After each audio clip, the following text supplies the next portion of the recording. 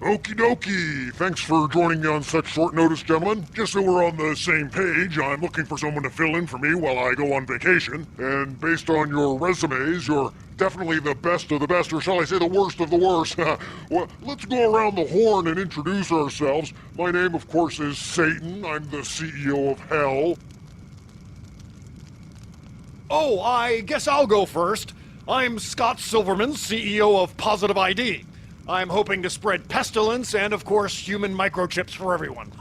Hello, Lloyd Blankfein from Goldman Sachs, sometimes known as Golden Slacks. Boom! Yeah, anyway, I'm here to spread evil, which on Wall Street we usually refer to as short selling. By the way, I intend to short sell evil, too. I dare you to figure that one out. Boom! Bill Swanson, defense contractor. Raytheon, I manufacture the very chip. Cheerio! I'm Hugh Grant from Monsanto. Bollocks! I'm here for the role of starvation and/or famine. Why the fakey accent? You're not the actor, Hugh Grant. You're a totally different person who happens to have the same name. Yes, I know. So, Mr. Silverman, how do you... Ouch! Gotcha! You injected me with a microchip. I did. Feel safer? Cheryl, bring me some Neosporin. Silverman just injected a microchip into me without asking. It's really looking infected and weird, and, yep, there's definitely a lump on my left nut. Hello? Yeah, issue derivatives based on Satan's good health. Then short sell the crap out of them. Shh, he's about to get cancer. Ka-ching! You guys are super douchey. Yes, we are. Pip pip, I say, would anyone like a mutant tomato before I head topside to crush me some farmers between me bullocks and butt cheeks, bum cheeks? I just realized something, Mr. Satan. You need a monkey in your pants, just like mine. Everyone out! Out! Jeebus. You guys are worse than me, and I'm Satan. Cheryl, send in the guys from IBM, WellPoint, Philip Morris, and BP.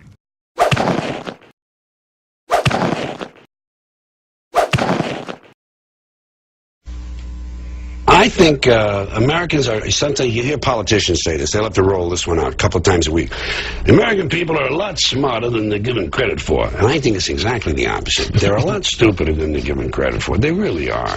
You know, you just look at them on the street, you say, geez. You know, and the stuff they do, the stuff they buy, all they care about is getting a salad shooter. Getting sneakers with lights in them, that's a big thing. Somebody got a jet ski, oh, you gotta get a jet ski. It's dumb. They're going to, sooner or later, people are going to be born in this country. You're going to have a barcode. They tattoo a barcode on your arm when you're born, and maybe put a chip in your head and track you your whole life.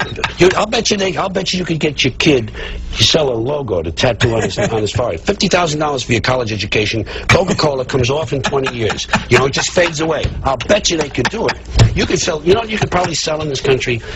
Fried chicken heads, just heads. Because they would buy it. They would say, well, how much is that? $1. Oh, get two. Get one for me. People, they're stupid. They don't know. They don't think about anything.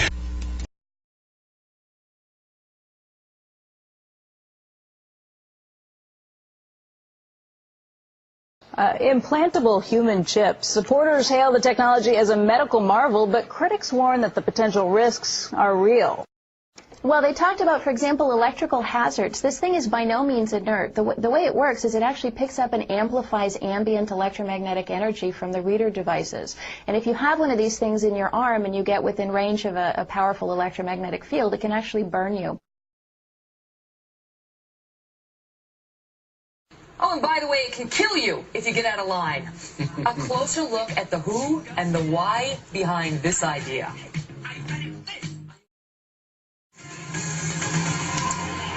All right, this next story may sound like something out of, well, a Hollywood thriller. A Saudi inventor has created a killer microchip. It's designed to track terrorists and criminals and, well, you can think of somebody. Not only does it include a GPS device, it also has a lethal dose of cyanide, which can be activated at any time. You get my point? The inventor's bid for a patent has been rejected in Germany. Joining us now this morning to talk about it, Jake Ward, deputy editor of Popular Science. Okay, this is pretty macabre, pretty sinister and nefarious. How exactly would this work? Well, there's a category of technology that involves GPS tracking systems being shrunk down to the size where you could actually implant it surgically. And we've seen a number of applications for this. This is without question the most sinister version of it that I've certainly heard of. You know, and the notion of tracking criminals is not new, but the notion of killing them remotely, I think, is a whole new thing. Yeah, and Germany says, look, we're not going to approve this because for that very purpose. And apparently, in some of the paperwork and applying for the patent, you know, you could track fugitives from justice, terrorists, illegal immigrants, criminals, political opponents, defectors, and Saudi Arabians who don't return home from pilgrimage. It's a little bit wild. I agree. I mean, the thing about you know, this kind of patent is Germany has very tight laws about making sure that you're not registering something that really is just a bad idea, a scary idea. And in this case, this guy obviously has some very strong feelings about what it would be used for, but it just seems a little outlandish. Yeah. Well, terrorist groups might be interested. I'm sure they'd be happy to grant their own form of a patent for that. Sure.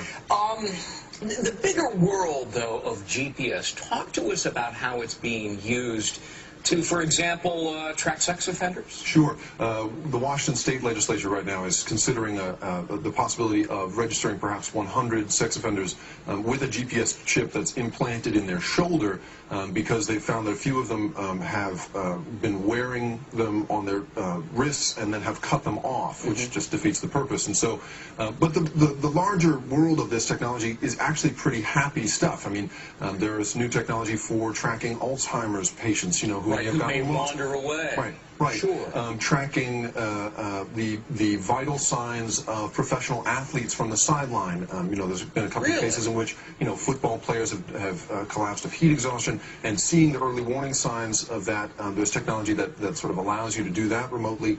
You know, even something as benign as keeping track of your dog, you know, a radio frequency tag implanted in your pet, the vet, you know, finds a stray, scans it, and finds its rightful owner in an instant. Yeah. Do you see an explosion of the use of GPS devices? And obviously a lot of people are concerned about an intrusion of privacy. Absolutely, sure. I mean, I think that there is a trade-off there, and obviously this you know, the inventor who filed for this patent has gone across the line in terms of privacy. But the use of GPS in the future will allow you to, you know, you'll never lose your wallet again. You'll never lose your keys again. It's that kind of stuff where you're going to, you know, you'll be able to beep any object you own, you know, and find it in the house. And so, you know, there's the vicious expression, and then there's the really, really helpful expression that I think we'll see in the future. You know, I lose socks in the dryer. I don't know how that happens. Maybe that would help me in that regard. Thanks. Jake Ward, Deputy Editor of Popular Science. Interesting stuff. Thanks very much. I've got my little buddies microchipped. Do you really? Yeah. I do, just in case they get away, and then you bring them and you take them to like the checkout counter at the grocery store, and you scan them, and then they say, I belong to Megyn Kelly. That is very cool, yeah. Microchip has been approved by the FDA as a Class 2 medical device in order to identify high-risk patients in an emergency situation. It's elective, it's voluntary, and it is certainly critical to the evolution of information technology in healthcare. Oh, go ahead. You have one in your arm right now. That's correct. Where is it? It's in the upper right arm. It's a simple injection process, just like getting a shot of penicillin. Is it painful? Not at all. They numb the area slightly. You don't feel it. They put a Band-Aid on it. Within 2 days, you don't even know it's there. And can we, I don't know, did you get a good shot of this, Peter, the chip? I don't know how tight you can get on it, but these are small, and you've got a scanner with you right now. That's correct. Right? This is the passive scanner. The critics would say, and I listened to it, and I'm trying to figure it out, but they use the "they" word a lot. Is there a vast RFID conspiracy out there that is they would say this is a slippery slope. This is the first thing. This is the way you lull us into a false sense of security. We all get these things. And then the next thing you know, I don't know, it's making like Soylent Green. Like the Trilateral Commission, or the whole world gets taken over, like in Terminator 3 or something. Is anything? I mean, do we need to worry? There's no conspiracy, Joe. You sure? I'm sure. I'm looking at you. I saw your eyebrow. It twitches when you say that a little bit. And I'm looking back at you. And let me say this. As far as the RFID industry is concerned, I'm spying on you. Oh, hello. My name is Scott Silverman. I'm the CEO of Positive ID. We're the makers of the Very Chip. It's a microchip that's injected into people in order to track help them. Some conspiracy theorists are accusing us of invading privacy or spying or even causing cancer. None of that is true. In fact, the name of our company used to be called Very Chip. Now it's called Positive ID. Get it? We're positive. Helping you by shoving a weird electronic device into your body. Get it? So let me explain what it is we do here. Maybe you've adopted a dog, a cat, or a monkey recently. Well, the shelter probably already injected a microchip into your pet in order to track it if it gets lost. Allow me to demonstrate with Mr. Tinkles, the monkey that lives in my pants. Well, howdy, Mr. Tinkles. It's time for your microchip. Now hold still. I'm just f***ing with you, Mr. Tinkles. Back into my pants with you. Now, if you and your family are injected with our microchip, your doctor will be able to scan your medical records from the chip in your body. You know, in case the doctor is totally incompetent and can't get copies the regular way. Because doctors are stupid. Speaking of which, some people say our microchips cause cancer. Well, that's just crazy talk. So it caused cancer in some lab animals. How do we know that cancer isn't just a wild conspiracy theory? Do you seriously know anyone who gets cancer anymore? If so, then they're f***ing liars! Besides, if people get cancer from the chip, then we'll develop a new chip that kills the cancer. And if the cancer-killing chip causes cancer, then, I don't know, whatever. Amputations, maybe. Anyway, Positive ID is at the vanguard of human microchipping technology. But some people are worried that, say, for example, a random government would come along and ask us to make a chip that could track the movements of people. Evil, twisted people who are probably up to something anyway. Well, I'm here to tell you that Positive ID would never, ever, ever, ever, never do that. We're not in the business of invading privacy, not Positive ID. Nope. I would probably just form a sister company with my friends at IBM and Raytheon called, say, Sunshine Bubble Chocolate Corp.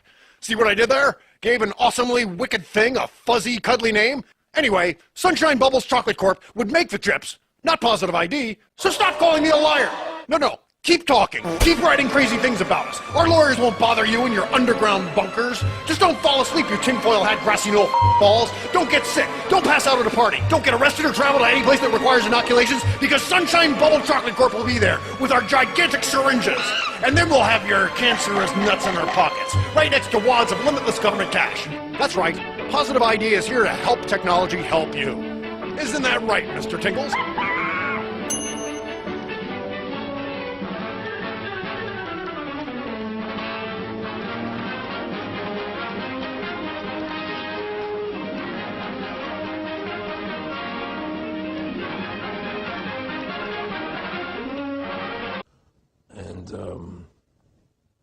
I learned an awful lot from Mr. Rockefeller. And one of the things that we used to talk about was the ultimate plan of the banking industry, what they wanted to accomplish. And the goals of the banking industry, not just the Federal Reserve System, but the private banks in Germany and England, all over Italy, all over the world, they all work together. They're all central banks. And they're all part of the Communist Manifesto.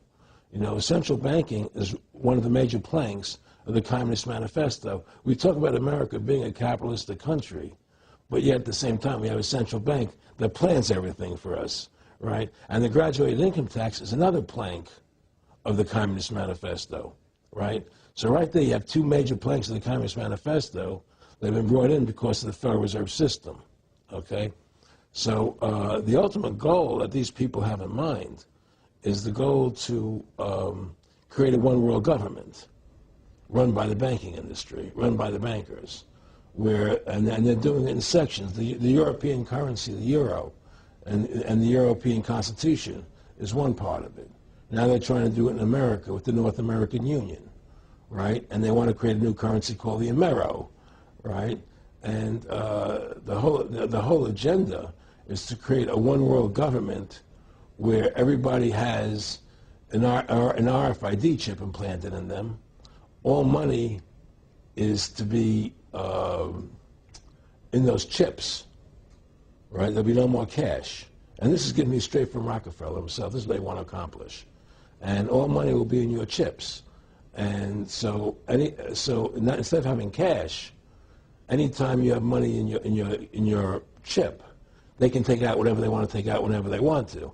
If they say you owe us this much money in taxes, they just deduct it out of your chip digitally. Total control. Total control.